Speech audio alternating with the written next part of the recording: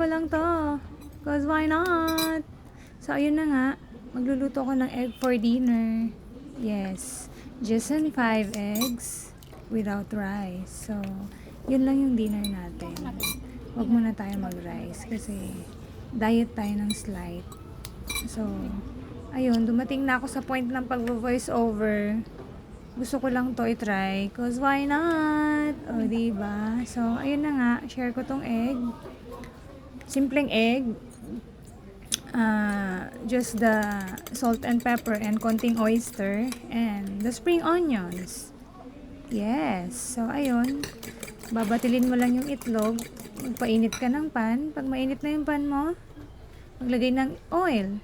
So, pag mainit na yung oil mo, ayun, igisa mo muna yung spring onions. Yes. Unahin mo yung spring onions. Palabasin natin yung aroma. Kasi ang bango niyan, guys. Pagka ginisa siya ng konti.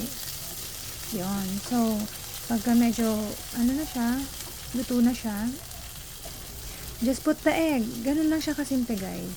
So, ayun. Ano lang siya? Scrambled egg. Diba?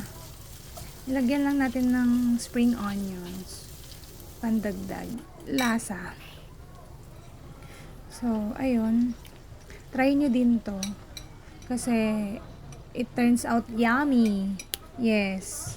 Masarap siya, guys. Okay na siya for dinner. Pwede ring breakfast. Pwede ring lunch. Depende sa inyo. So, sorry na. Medyo madilim. Kasi wala tayong ring light. And, yeah. That's fine. So, ayun. Gusto ko lang to i-share. Cause why not? Diba? So, pagluto na siya, hindi ko siya ma-flip. So, finold ko na lang. Kasi, ayoko naman siyang masira. Diba? So, medyo hirap ako mag-fold. Baka kasi, diba, masira ako. Ayoko masira. So, ayun, go girl. Kaya mo yan. Ayun. Ayun. So, madilim na naman. Ayun. Sorry na. So, ayun. Medyo lumiwanag ang buhay. Ayun. Then, just put the oyster. Konting garnish ng onion leeks. Yes, onion leeks naman yung nilagay ko dyan. And that's it. May dinner ka na. 'Di ba? Try nyo din, guys. And thank you.